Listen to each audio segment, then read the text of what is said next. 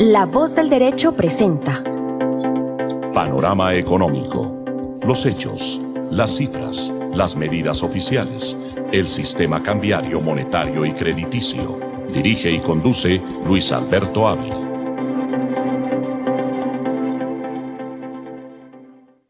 Bienvenidos a Panorama Económico con la dirección general del doctor José Gregorio Hernández Galindo. Hoy les acompañaremos Jimena Charri, Alejandro Velandia, Alberto Ávila, en el control máster el ingeniero de sonido Luis Daza. En primera instancia, un importante tema esta semana hace referencia al encuentro de los dos diplomáticos de alto nivel de China, Antony Blinken y también Wang Yi, que representa al gobierno de China para buscar acuerdos, buscar acercamientos, puntos de convergencia entre Estados Unidos y China en el tema comercial. Todos sabemos que recientemente China ha tenido dificultades y Estados Unidos una guerra comercial, unos problemas fuertes en las relaciones diplomáticas, y esta reunión que esta semana se ha desarrollado pues es muy constructiva porque se están buscando pues puntos de diferencia donde hay desacuerdos y también puntos de convergencia, donde puede haber potencialidades de colaboración del gobierno de China con el gobierno de Estados Unidos. Sabemos que no es fácil, ¿no? Porque realmente no hay una confianza estructurada y recientemente han habido muchos problemas, dificultades en las relaciones económicas y políticas de Estados Unidos y China, pero nunca sobran estas reuniones de alto nivel porque se pueden reorientar esfuerzos para que estos dos países que son potencias a nivel global puedan lograr algunos acuerdos básicos que permitan desarrollar el comercio y que las empresas norteamericanas y las empresas chinas pues puedan tener también mercados en cada uno de estos países y pues no tener ningunos inconvenientes en bloqueo económico, en restricciones en la venta de sus productos, en materias primas, en fin. Es supremamente importante esta reunión de Antony Blinken y también el delegado de China para lograr estos acuerdos importantes, mejorar las relaciones de China y Estados Unidos, que es algo que pues requiere el mundo y máxime en esta etapa que estamos viendo de la guerra Ucrania-Rusia, que China puede jugar un papel fundamental en la búsqueda de una salida política a este encuentro bélico que está viviendo el mundo. Bienvenido a Panorama Económico, Alejandro. Y estos indicadores de la semana, ¿cómo están cerrando? ¿Positivos? ¿Vamos en neutro? ¿O cómo cierran estos indicadores en este fin de semana? Sí, muy buenas tardes a todos los oyentes de nuestro programa Panorama Económico, mis estimados colegas Luis Alberto, Jimena, ingeniero de sonido Luis Daza y doctor José Gregorio Hernández Galindo.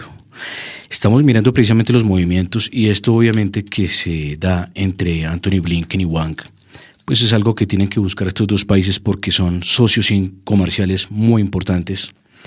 Pero recordemos que pues China ya viene tomando un protagonismo a nivel global con el tema de política, economía, y que ellos vienen queriendo tener un protagonismo internacional. Lo que viene haciendo China con el tema de la ruta de la seda es algo que muchos están mirando con preocupación porque es el posicionamiento y la hegemonía de China a nivel global. La ruta de la China es precisamente todas las vías férreas que van desde la China, atraviesan países de Asia, de la ex Unión Soviética, llegan a Europa. También hay otras rutas que son marítimas, que son por donde están las islas Spratly, donde China tomó posesión de estas islas. Esa es una parte de los problemas que están discutiendo. Lo otro es el tema de Taiwán. Y lo otro es el apoyo de China a Rusia. Entonces es importante que haya una negociación, pero recordemos que prácticamente China se volvió grande con la ayuda de los Estados Unidos. Si recordamos la historia, recordábamos que la visita de Richard Nixon a China precisamente fue el abrebocas para que mucha industrialización de los países de Occidente, no solo Estados Unidos sino de Europa, llegaran a China y desarrollaran mucha manufactura, fabricación en diferentes industrias a bajos costos. Pues obviamente China aprendió esta tarea y son hoy en día muy efectivos en el tema de competitividad, en el tema de innovación, calidad, tecnología. Están compitiendo mucho en estos temas a las grandes potencias, como son las del G7, donde están incluidos Estados Unidos, Canadá, Italia, Reino Unido, Alemania. Y otras como Holanda, por ejemplo, que no está en el G7, pero precisamente Holanda tiene un tipo de tecnología que fabrica ciertas máquinas que son las precursoras para fabricar los chips.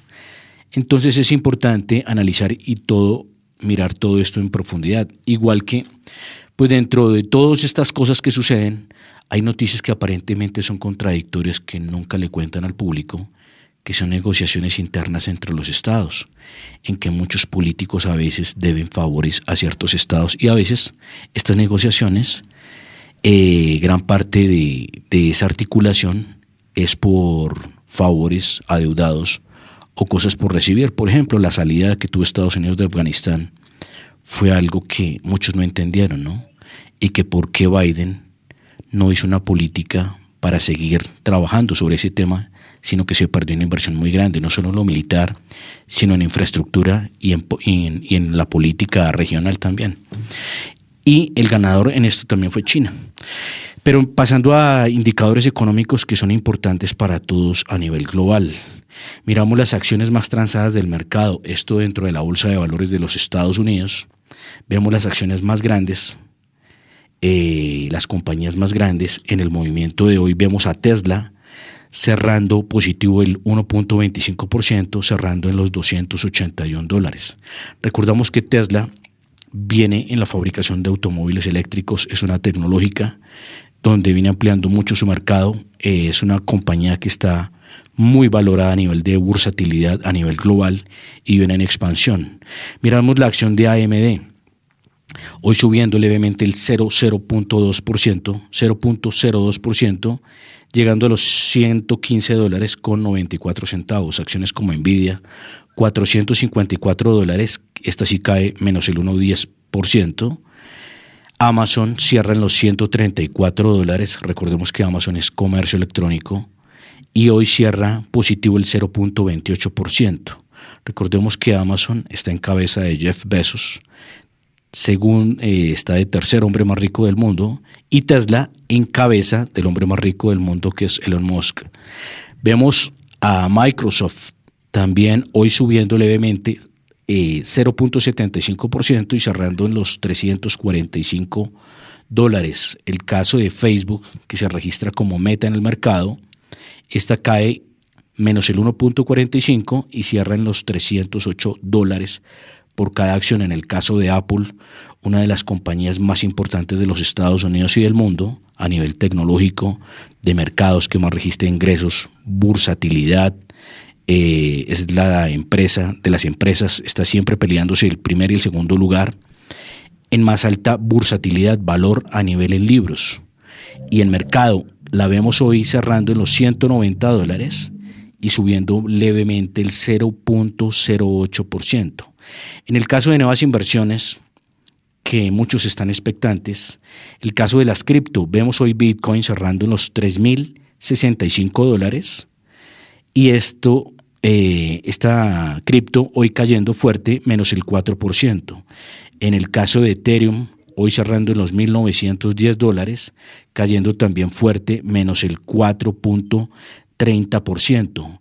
Y en el caso de XRP, que es Ripple, esta cierra en menos, esta cierra también negativo en menos, cae más fuerte, menos el 14.51% y cierra en los 0.70 centavos.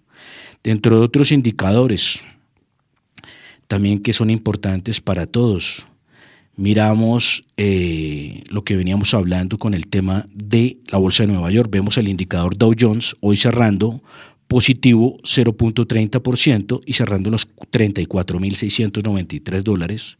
En el caso del Standard & Poor's 500 cae levemente 0.12%, cierra en los $4.538 y el Nasdaq también cae levemente 0.11% y cierra en los $15.695.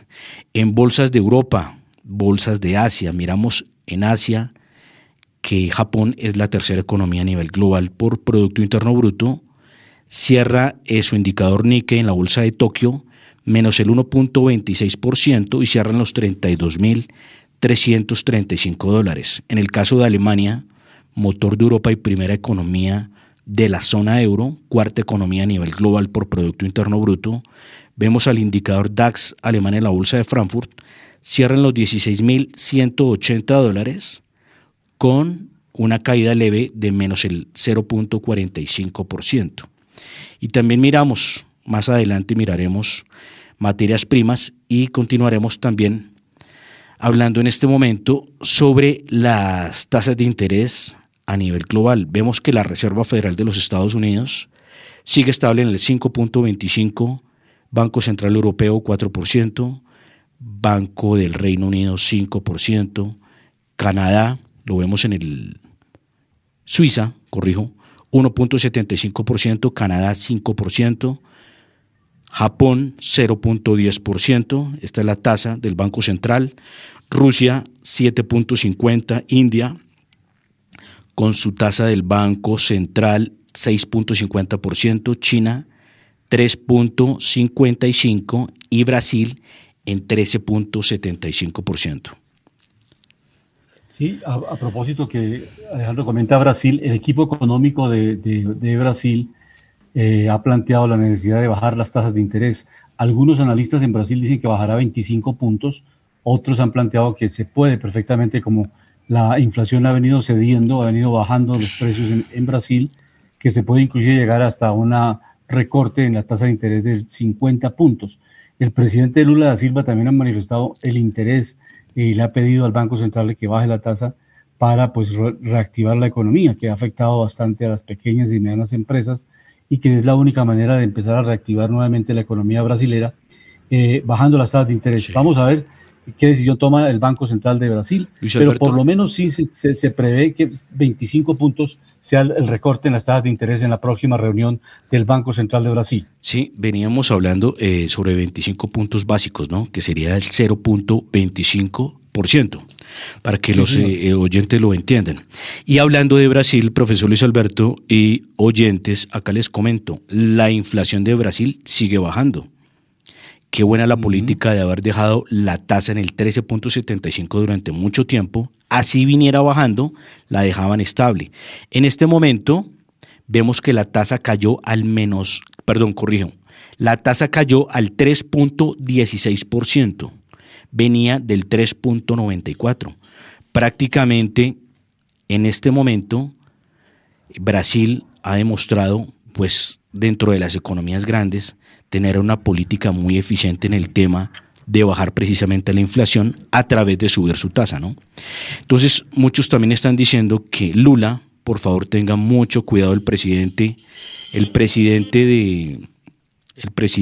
de Brasil, le están diciendo que por favor tenga cuidado con el manejo de las finanzas fiscales porque si no puede desordenar este buen trabajo que se hizo. Pero hay una muy buena noticia también, profesor Luis Alberto, a nivel en Estados Unidos. La inflación cayó al 2.97%, del 4.05%. Gracias a esto se mejoró precisamente la tasa, se mejoró en Colombia el precio del dólar. El precio del dólar se siguió cayendo.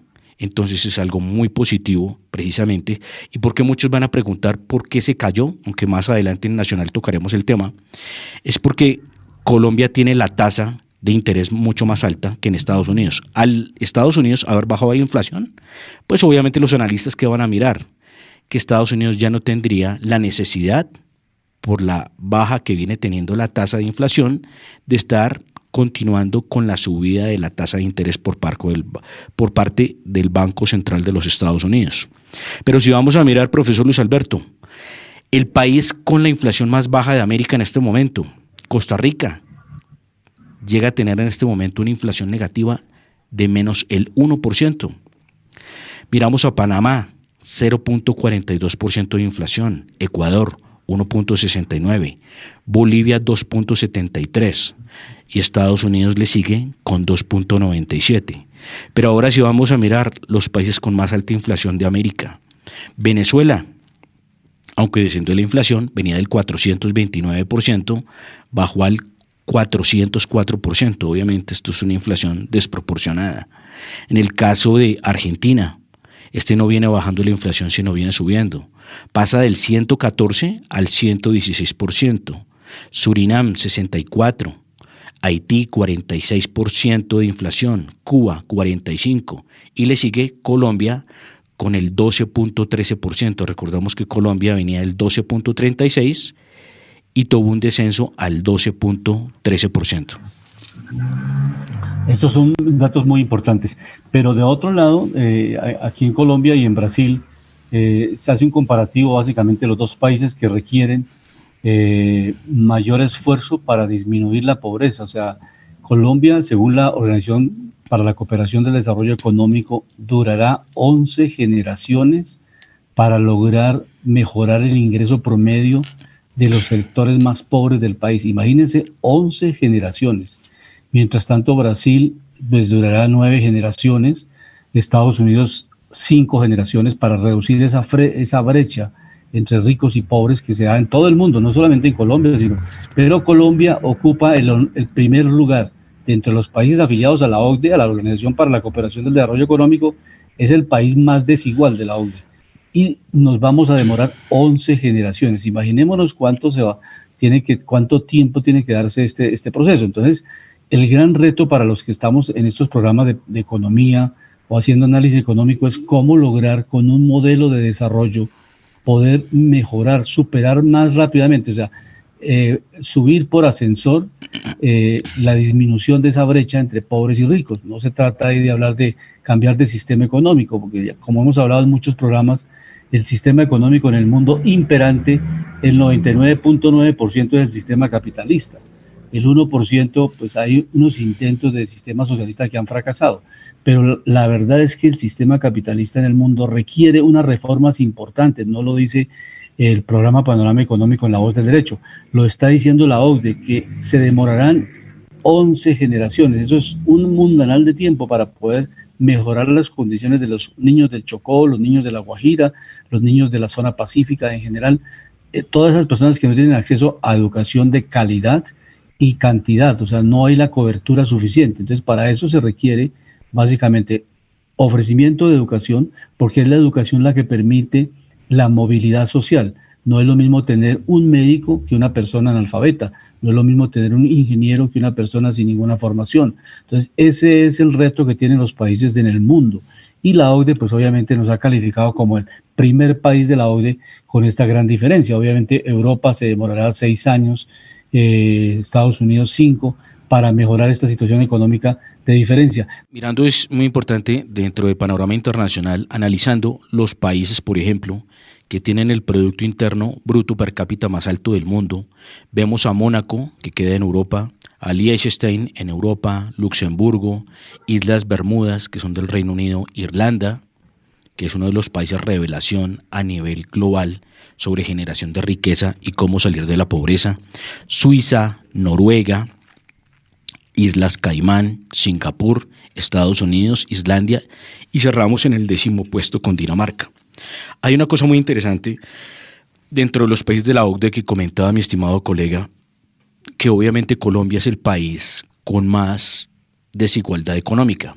Pero esto ¿por qué pasa? El sistema político que tenemos nosotros, si bien es cierto lo que dice el profesor Luis Alberto, que es que la gran parte de los países tienen un sistema capitalista, pero no parece de forma muy, ¿cómo decirlo?, no muy clara, porque precisamente los países que promueven el capitalismo son los países que generan una exención tributaria o generan precisamente un sistema tributario que sea muy blando y que patrocine la generación de riqueza y valor a través de la inversión, a través del ahorro y a través de la producción, en la inversión. Entonces miramos, por ejemplo, siempre lo citaba acá, caso de Irlanda, era un país muy inviable en Europa, la deuda de Irlanda era de las peores que tenían los países europeos, recordábamos que estaba en el grupo de los PIGS, y estos países eran inviables económicamente. Irlanda no tiene las grandes riquezas, los grandes recursos, pero ellos cambiando de políticas públicas, políticas económicas, lograron ser el país revelación de Europa. No por nada grandes empresas del mundo buscan montar sus centrales financieras, logísticas, de producción y de otro tipo en Irlanda, gracias a que Irlanda bajó los impuestos del 12 al 15% a las sociedades. Caso también significativo para Singapur, son países ejemplo. Entonces sí nos damos cuenta que esos estudios que hace la OCDE, porque la OCDE se volvió un grupo perezoso. Si bien es cierto que en la OCDE está en gran parte de los países desarrollados. Es cierto que gran parte de los países de la OCDE tienen alta deuda. La administración de la deuda en los últimos años ha sido deficitaria, ha ido a incrementar la deuda.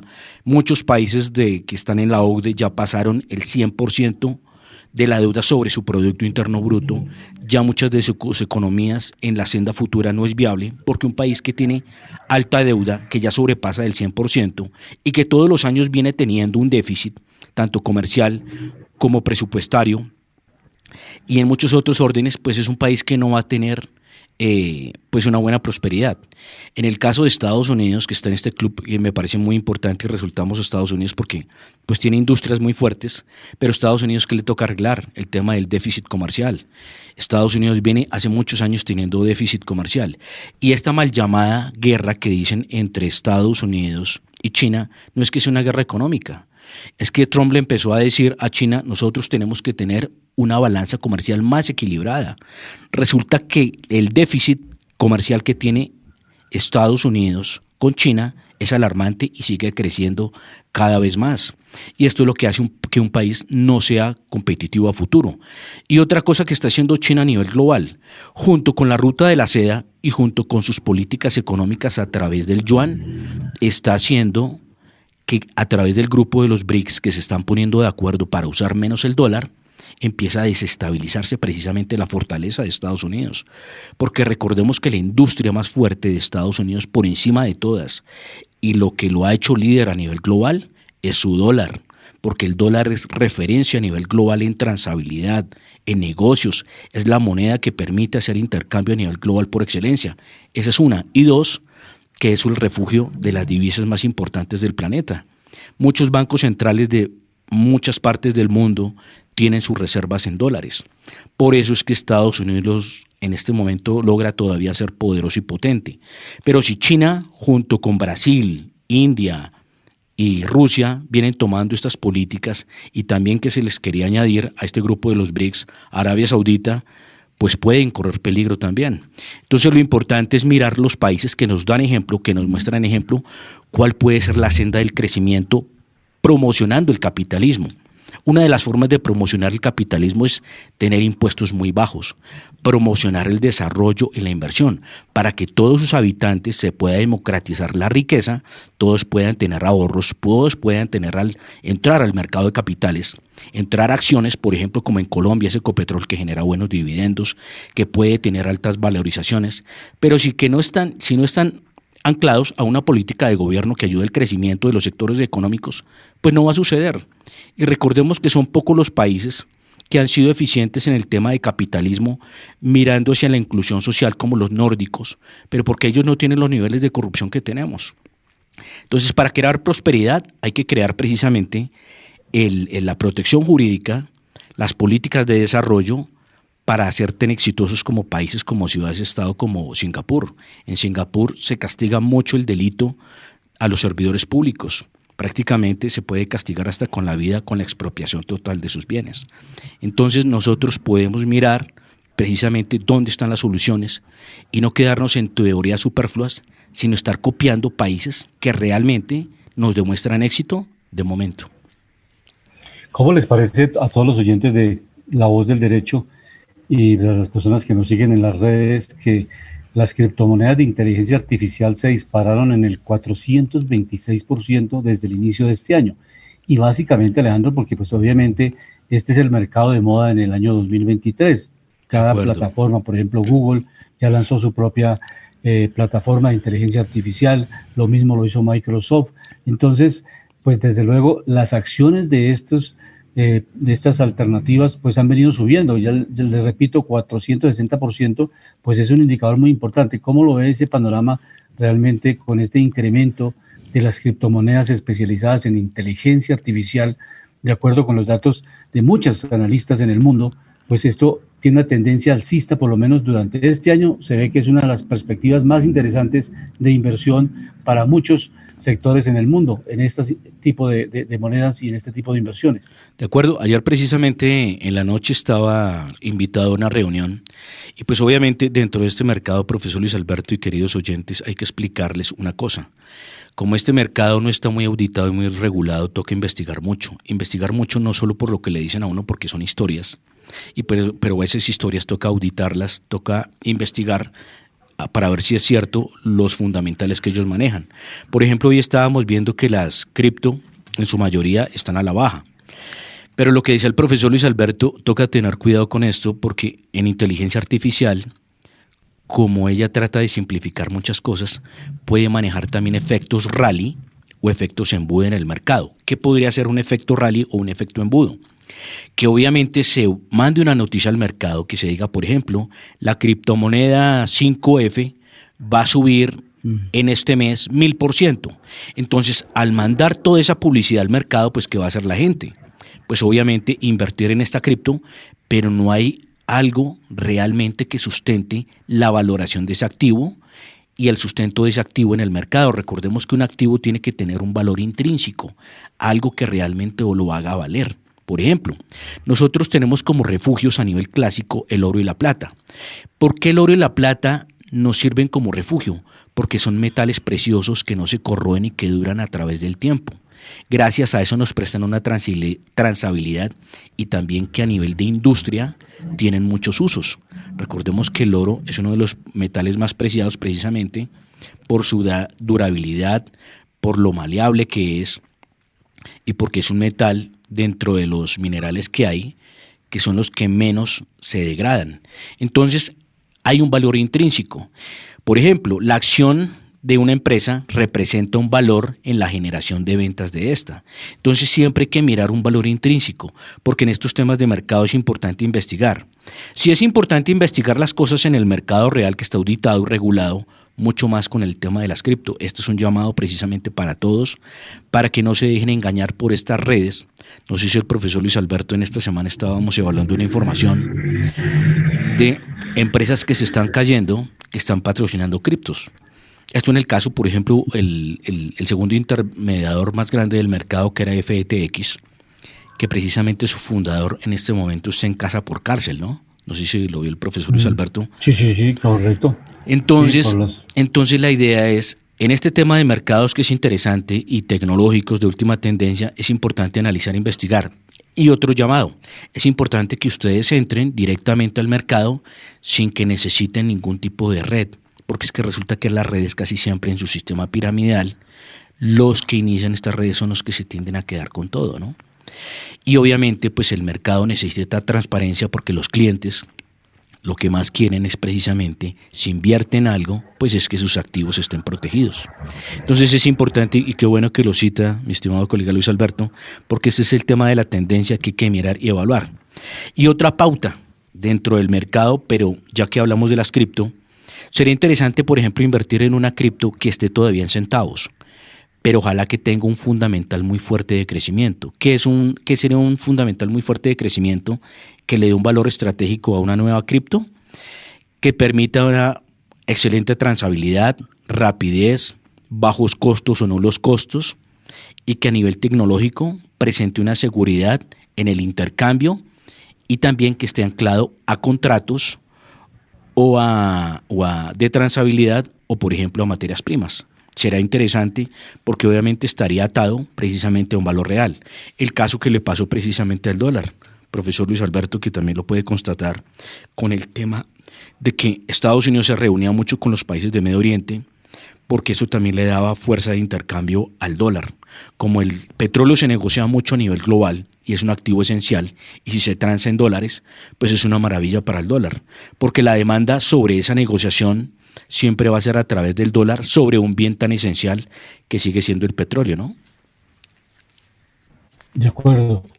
Esta semana una noticia importante y con repercusiones económicas de justicia frente a las demandas que colocó Nicaragua contra Colombia. Y esto es importante porque no, en los 3 puntos que Nicaragua demandó a Colombia, pues esos 3 puntos falló a favor la Corte Internacional de Justicia, reconociéndole a Colombia, pues obviamente, la soberanía sobre estos 3 puntos fundamentales. Y la votación en los 3 escenarios fue por mayoría, 13 votos contra 4, 12 votos contra 5. Fue realmente unánime la decisión de la Corte Internacional, para darle la razón a Colombia de la soberanía que se tiene sobre esta zona continental, la zona económica especial y la repercusión económica, porque en esta zona del limítrofe a 200 millas, más allá de las 200 millas del mar, pues lo que se tiene es reservas de gas y reservas de petróleo. Eso, también hay unos intereses económicos muy importantes. Ahora bien, ¿qué debe hacer Colombia para, pues obviamente, que estas zonas se integren más rápidamente al desarrollo? Pues hay que hacer una gran inversión. El hecho de haber ganado esta demanda Colombia frente a la Corte Internacional de Justicia no significa que San Andrés va a salir automáticamente de la pobreza mañana o pasado mañana. Hay que hacer grandes inversiones, mejorar la conectividad con San Andrés, porque en este momento un tiquete a San Andrés, solamente un trayecto vale $1.000.000. De tal manera que el turismo a San Andrés, más los tiquetes que tienen IVA del 19%, pues eso ha bajado mucho la demanda de turismo a nivel de esta zona de Colombia. También es cierto que hay una sobrepoblación en San Andrés.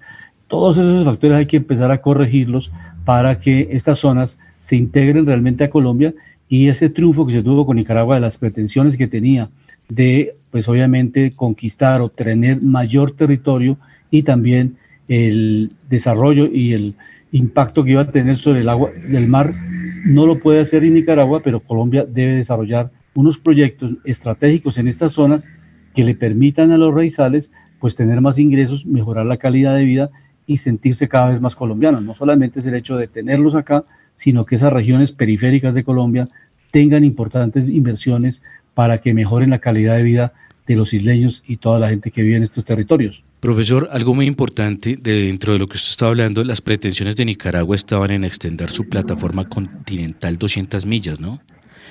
Sí, señor. Desde la costa precisamente que da al Atlántico. Recordábamos que en el 2012 fue que Colombia perdió algo de esa plataforma que estaba anclada con San Andrés y Providencia, ¿no? Que la perdió parte norte y parte sur, ¿cierto? De esta plataforma continental.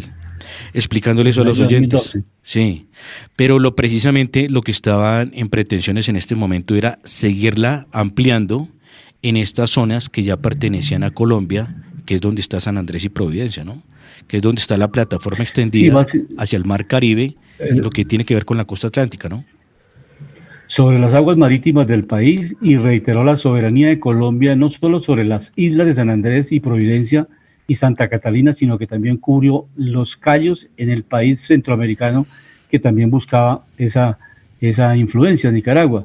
Lo que pretendía Nicaragua también era que la plataforma continental, eso se refiere a que la zona exclusiva de Colombia por más de 200 millas marinas, o sea, más allá de las 200 millas, querían en Nicaragua, pues obviamente, apoderarse de este territorio.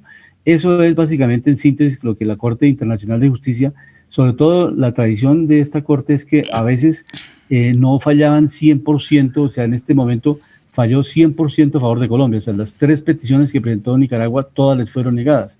Tradicionalmente estas Cortes dejaban por lo menos un punto a favor del país demandante, como para no desanimar al país que demandó, pero en este caso Nicaragua presentó 3 pretensiones y esas 3 pretensiones fueron negadas por la Corte Internacional de Justicia.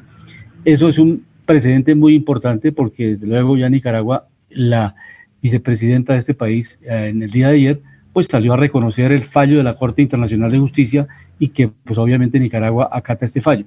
Como usted lo comentaba, en el gobierno del presidente Juan Manuel Santos, pues esos 75,000 kilómetros que estaban planteándose el área marítima, pues el presidente Santos dijo que eso tenía que pasarse por un acuerdo en el Congreso de la República, por un proyecto de ley, porque obviamente la delimitación de Colombia no la define el presidente, la define el Congreso de la República en una ley que sea aprobada por esta corporación. No puede unilateralmente el presidente cambiar los límites de un país. Eso tiene que pasar a la aprobación del Congreso, y por eso dijo que se acataba, pero no se cumplía el fallo en esa época. Esa fue la expresión del presidente Santos en su momento. Profesor, en este momento, aclarando esa información, cuando nosotros en el 2012 precisamente perdimos esa franja norte y esa franja sur, sobre esa plataforma que todavía tenemos extendida, pero perdimos una parte norte y una parte sur en lo que tiene que ver con lo que es cercano a Nicaragua.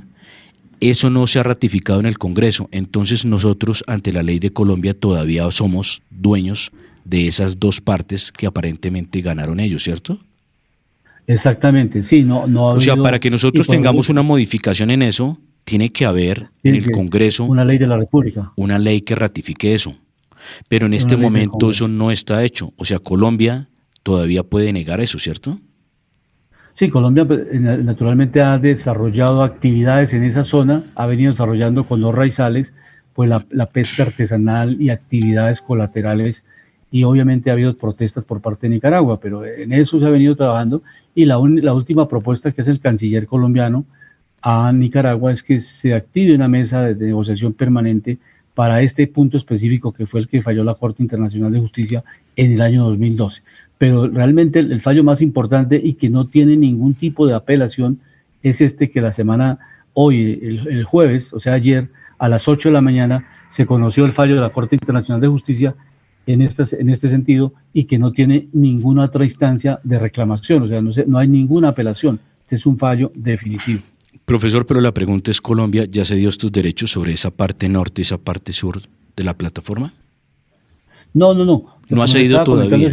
Hace unos minutos no ha cedido, o sea, porque No ha cedido. ¿Y Nicaragua, no una ley de la, ¿y Nicaragua ha demandado eso? Obviamente que Nicaragua ayer exactamente estaba planteando que ella se compromete a cumplir el fallo de la Corte en esos 3 puntos que se dio ayer, pero que también le pedía a Colombia que cumpliera el fallo que en el 2012 dio la Corte Internacional de Justicia a favor de Nicaragua, porque Colombia no lo ha cumplido. Por esa razón que acabamos de exponer, que el presidente Santos expuso que él no puede ceder territorio si no lo aprueba el Congreso de la República, ¿de acuerdo? Sí. Y por esa razón Colombia no ha podido cumplir el fallo. Dice que lo acató, pero no lo ha cumplido. Sí, eso es importante porque pues Colombia cuando acata esos fallos quiere decir que tiene que acatar todo lo que le diga la Corte Internacional, ¿no? Y profesor, haciendo un paralelo de esto, dicen que China, por ejemplo, con las islas Spratly, que quedan en el mar del sur de China, que Vietnam la reclama como suyas, son unas islas que prácticamente quedan al frente de Vietnam, pero China las reclama como históricas. China precisamente fue a instalar y hacer unas bases militares allá. Entonces, precisamente, eso fue uno de los temas que también fue a revisar Anthony Blinken con Wang, precisamente a hablar de eso, porque China se quiere apoderar de todo ese margen de territorio, que es por donde pasa gran parte del comercio internacional, ¿no? Que eso es una de las cosas más importantes. Pero China no acata lo que le diga la Corte Internacional. Dicen eso, ¿no? Y por otro lado, dicen que Estados Unidos y otros países tampoco acatan lo que les diga la Corte Internacional. Entonces, para Colombia, ¿eso qué sería como referente? Sí, varios analistas internacionales han manifestado esta semana que este fallo de la Corte Internacional de Justicia también sirve de referencia para otros sectores en el mundo, en el caso que usted acaba de comentar de China, que es obviamente se aplicaría en ese momento el respeto por esas 200 millas y todo lo que genera ese radio de influencia de los países que tienen derecho a explotar esas 200 millas. Entonces, este fallo no solamente beneficia a Colombia, sino que sirve de referente para muchos conflictos o muchas diferencias que hay en el mundo en este momento. Pero le damos el saludo a Jimena Charri, que se encuentra en Los Ángeles, en California, y que también va a participar hoy de nuestro panel. Bienvenida, Jimena, a Panorama Económico en La Voz del Derecho. Muy buenos días para todos nuestros queridos oyentes de Panorama Económico. Estamos el día de hoy acá en Los Ángeles, estamos a 24 grados, ha sido o es un día muy soleado. Tendremos máximas de 28 grados para el resto del día.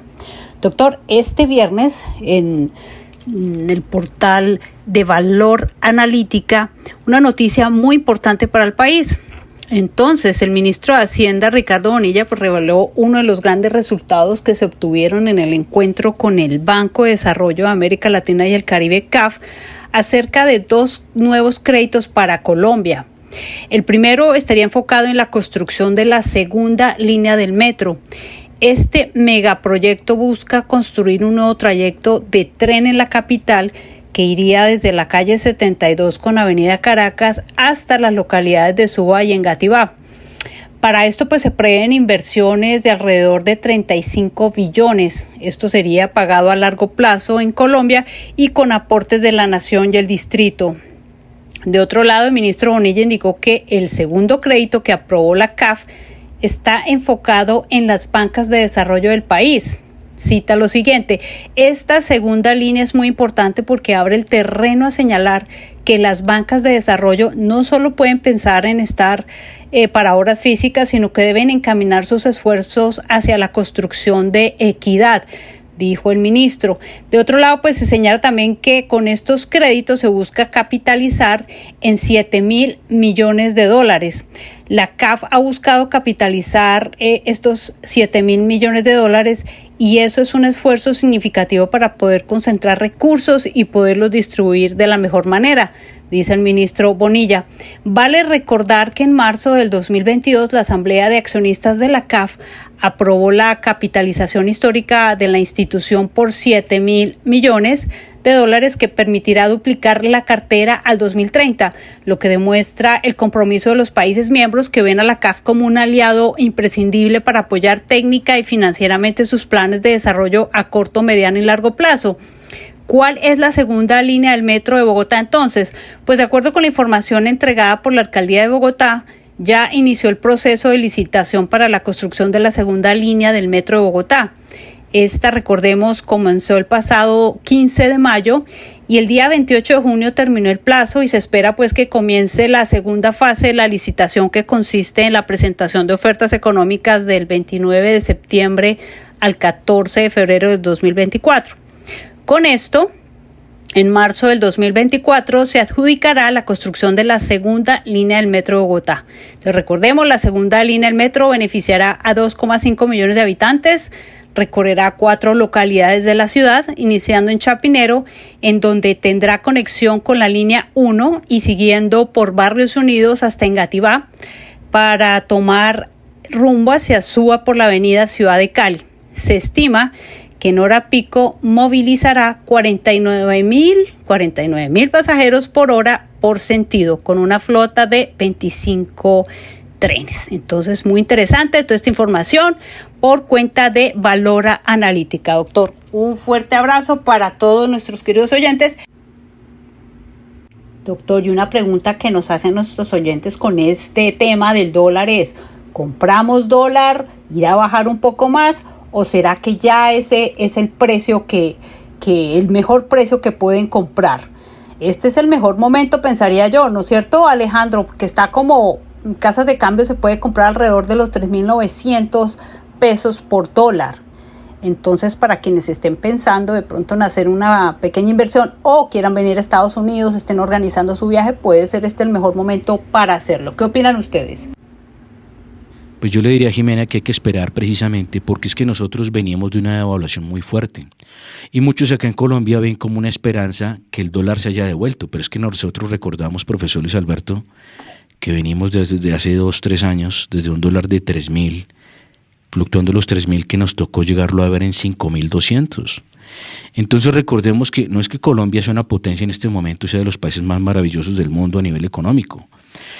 Hay una cosa que sí hay que destacar, y creo que en eso estamos de acuerdo con mi estimado colega Luis Alberto, es que las medidas que tomó el gobierno para hacer el tema de recaudo, obviamente ya tranquilizó a los mercados, porque con la reforma fiscal que se hizo, si bien que muchos no estamos de acuerdo con eso, logró tapar precisamente el hueco fiscal y ya dejó unas finanzas que nos permiten funcionar este año.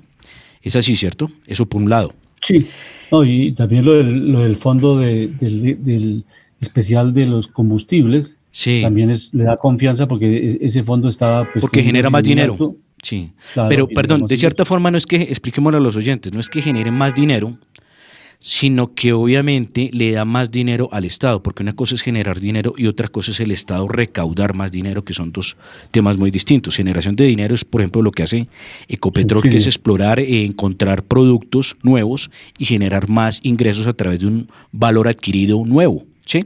Esto es un tema de recaudo. Esas dos cosas le sirvieron al tema, obviamente, del dólar, pero recordábamos que Colombia tenía de las monedas más devaluadas a nivel global y muchos estaban alarmados, muchos empresarios, muchos inversionistas ya querían salir precisamente con sus capitales porque veían que nosotros estábamos siguiendo la senda financiera de Venezuela, donde esa moneda ya no tenía sustento ni respaldo y prácticamente rompía niveles y no tenía una estructura base ni representaba una fortaleza económica. Nosotros en este momento vamos a recordar el tema del dólar. Nosotros estamos cerrando hoy viernes con un valor del dólar de 4.080 pesos. Profesor Luis Alberto, podemos estar entrando otra vez en rompimiento de la tendencia a la baja. Recordábamos que dentro de los últimos informes y análisis que veíamos, el dólar lo teníamos en un canal de precios de techo y piso o de resistencia y soporte entre los 4.100 y los 4.200. Resulta que ya rompimos ese canal de precios y hoy está cerrando, recordamos, en 4.080 pesos. Ya estamos 20 pesos por debajo y hoy el dólar está cayendo menos el 0.54%. ¿Qué se esperaría por técnicos si el gobierno obviamente toma acciones y decisiones y los indicadores económicos que salgan ayudan a la fortaleza del peso, a que se siga cayendo el peso? Pero yo no diría que se siga cayendo, sino a que se siga devolviendo, porque recordábamos que nosotros llegamos a tener una moneda que tenía unos niveles de devaluación alarmante que llegó a tocar en un intraday a los 5.200 pesos. Recordemos que, por ejemplo, en el 2019, profesor Luis Alberto, teníamos dólar a 3.000 pesos, ¿sí? 2020 llegábamos a tener dólar alrededor de 3.500 pesos. Pero si vamos a mirar, profesor Luis Alberto, año 2008, antes de que comenzara la crisis internacional hipotecaria que se gestó en Estados Unidos con el caso de Lehman Brothers y otras hipotecarias que se quebraron, como el caso de Fannie Mae y Freddie Mac, llegamos a tener un valor de dólar que fluctuaba entre los 1.600 y los 7.000 pesos, profesor Luis Alberto. Entonces, ¿qué es lo que nos espera? Que ojalá el gobierno tome las políticas para que el dólar se pueda seguir devolviendo, porque nosotros lo podemos ver muy claro en un gráfico mensual sobre el tema de cotización del dólar. Nosotros estamos acercándonos es precisamente a un piso que es muy fuerte, que era los 4.000 pesos, ¿sí? Entonces, ¿qué esperaríamos? Yo diría esperanzado en que el gobierno no cometa errores, esperanzado en que el dólar siga descendiendo y que ojalá pueda romper la barrera de los 4.000, precisamente buscando de pronto los 3.500. Todo toca enfocarse en las políticas de gobierno, en la balanza comercial, en la fuerza que tenga Colombia para seguirse vendiendo sus principales productos energéticos, como es el petróleo, el gas, el carbón y todo lo que viene creciendo en industria manufactura. Hay que felicitar, por ejemplo, profesor Luis, a los casos de éxito que ha tenido Tecnoglass, que es una acción que ha subido mucho de precio. Recordemos que Tecnoglass es una compañía de Barranquilla que ya cotiza en la Bolsa de Valores de los Estados Unidos, que hacen vidrios y otro tipo de tecnologías asociados precisamente al tema de construcción. Y pasando al tema de cierre de Bogotá, Cundinamarca, vamos a escuchar al presidente de FENALCO Bogotá, Juan Esteban Urrego. Bogotá 24 horas, en unos sectores de Bogotá van a desarrollarlos con mucha seguridad, con muchos elementos de prevención. Bogotá no tiene los mejores niveles de seguridad en estos momentos, ni los mejores niveles de movilidad. Bogotá está en las ciudades más atrasadas en movilidad en el mundo. Los trancones de Bogotá son de los que ocupan los primeros lugares en los noticieros en todas partes del mundo. Pero vamos a escuchar al presidente de FENALCO, a Juan Esteban Urrego, hablándonos de la extensión de los horarios en algunas fechas especiales, no va a ser todos los días, para que los comerciantes puedan atender más a los compradores en la ciudad de Bogotá. Escuchemos a Juan Esteban Urrego. Estamos en este relanzamiento del Bogotá Despierta de la mano de la Secretaría de Desarrollo Económico, de la mano de la Secretaría de Seguridad, donde estamos contándole al público en general que durante lo que falta de este año vamos a tener un Bogotá Despierta al mes. Lo tenemos pues por el inicio, luego por el cumpleaños de Bogotá, luego por Amor y Amistad, luego por el Halloween y luego pues Black Friday en noviembre y en diciembre el inicio de la temporada navideña. Esta ampliación de horarios lo que hace es llevar beneficios a la ciudadanía en general, porque empezando por la movilidad tan difícil que tiene la ciudad, pues saben que tienen esa noche para poder salir a hacer sus compras con tranquilidad. Hay un incremento importante del pie de fuerza de la policía, se genera más empleo, hay una ocupación mucho más eficiente de la ciudad y de los establecimientos comerciales. Los establecimientos comerciales además tienen promociones y diferentes cosas buscando atraer la clientela. Entonces los invitamos a que aprovechen los establecimientos comerciales, a que se sumen, y el público en general a que aproveche estas noches para salir a hacer sus compras con una movilidad más amable, con la tranquilidad del acompañamiento de la policía y de la Secretaría de Seguridad, y pues obviamente aprovechando las oportunidades que desde el comercio se van a estar brindando. Entonces, ¿qué podríamos esperar para las próximas semanas? Estar muy atentos, siguiendo el tema de precisamente la cotización del dólar, que se sustenta en los datos macroeconómicos, como lo comentábamos, en la política que toma Estados Unidos con respecto a su tasa de interés, afecta mucho el dólar. El tema de la inflación en Estados Unidos afecta también el comportamiento del dólar en Colombia. Ya lo explicábamos, que precisamente si la tasa de Estados Unidos no la van a subir, sino la dejan en el 5.25, pues obviamente para los mercados de dinero internacionales es más atractivo tener el dinero en Colombia, porque recordamos que Colombia ya tiene sus finanzas este año estables, precisamente en lo que tiene que ver al cierre de presupuesto de lo que necesita el gobierno. Pero sí, los que dicen que lo que pasa es por gracias a Petro, o que si Petro sí, que Petro no, les aclaro algo. Lo que hace que una moneda sea fuerte en un país son sus indicadores económicos. ¿Como cuáles? La balanza comercial, porque si un país exporta más de lo que importa, pues entran más dólares de los que salen, por un lado. Por el otro lado, el clima de la inversión y los impuestos. Si un país tiene altas tasas de tributación, pues saca corriendo los inversionistas y la inversión en general, sea desde el asalariado, la persona de a pie, de todos los días que vive en el día a día, hasta el inversionista más grande. A todos nos afecta el tema de los impuestos, porque eso se va trasladando como una cadena y como un efecto dominó de uno a otro. Ya no lo mostraban y precisamente lo citaba. Hay unos países que nos dan mucho ejemplo y mucha moda en el tema de desarrollo económico e inclusión hacia el capital. Países como lo citaba, como Irlanda, Singapur, Noruega, Suiza, son países que tienen el Producto Interno Bruto per cápita de los más altos del mundo. Y estos países como Singapur y como Irlanda, con estos bajos impuestos a las sociedades, ¿qué es lo que tratan de incentivar?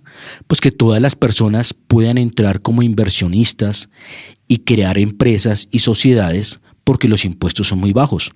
A los impuestos ser muy bajos, comparativos a nivel global, pues obviamente que lo que van a tender a hacer las personas de todo el mundo, pues ir a invertir precisamente y a llevar sus dineros en un país que no les quita mucho dinero y que promueve mucho la generación de valor.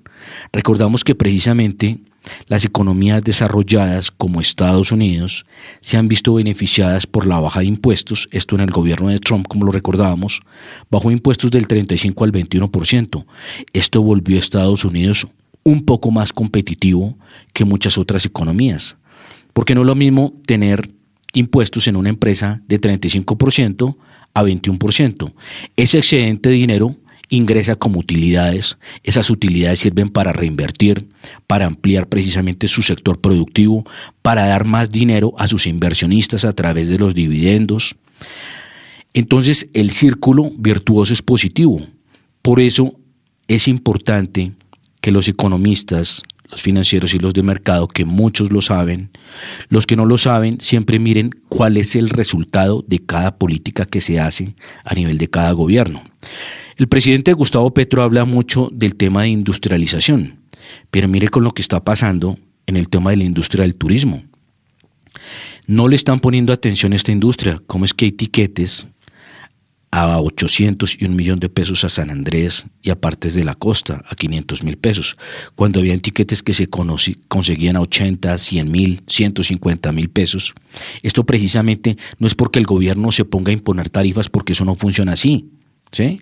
Porque si uno tiene un sistema, dice que tiene un sistema capitalista, pero si el gobierno se la pasa metiéndole la mano cada rato al sistema, pues lo daña, cosa que pasó en Venezuela. Entonces, precisamente la solución, ¿cuál es?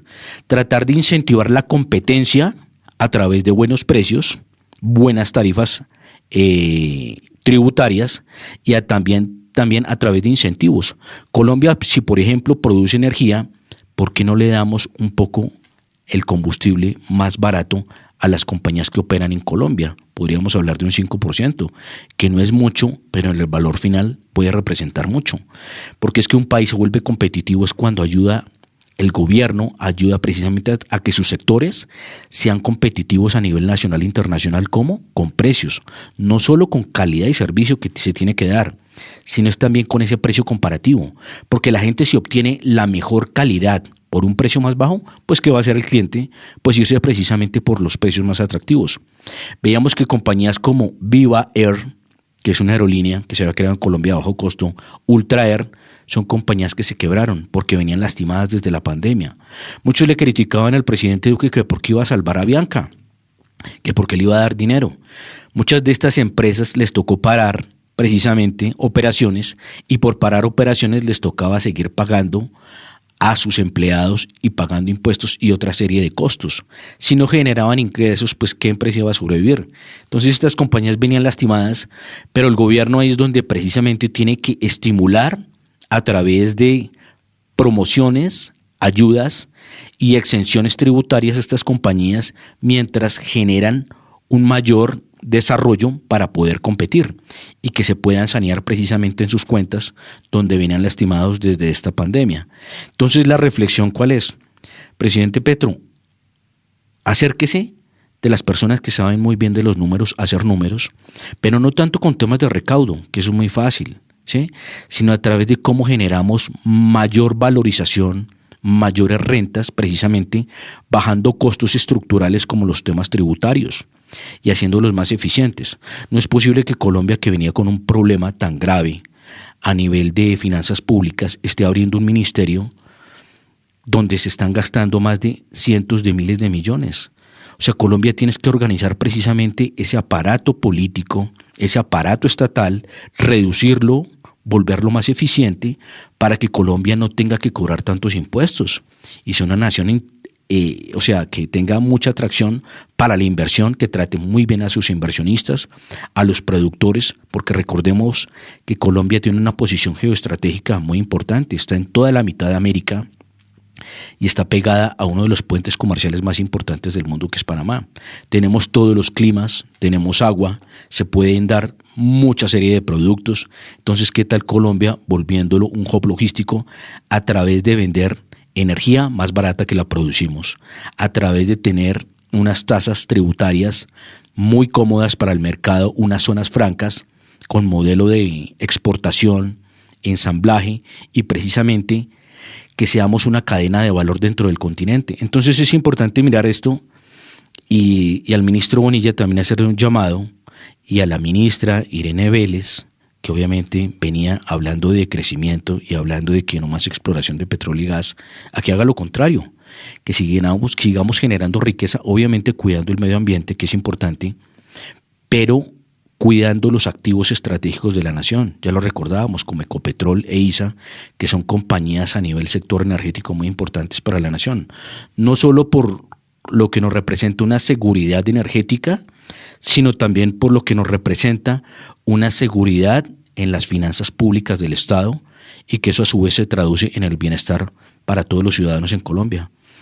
Un especial saludo para todos nuestros oyentes, feliz fin de semana, y qué bueno contar con el apoyo de todos ustedes. Recordémosles que pues este es un programa para ustedes y tomamos el rol de hacer un análisis para abrir profundidades en temas de mercado, y ahí queda abierto precisamente el espacio en comentarios en YouTube para que nos puedan hacer sus preguntas y comentarios de los temas que quieran que profundicemos y tratemos para abrir la verdad para todos y generar precisamente una visión de país con desarrollo en el cual todos tengan inclusión dentro de este bienestar. Feliz tarde para todos y muchas gracias.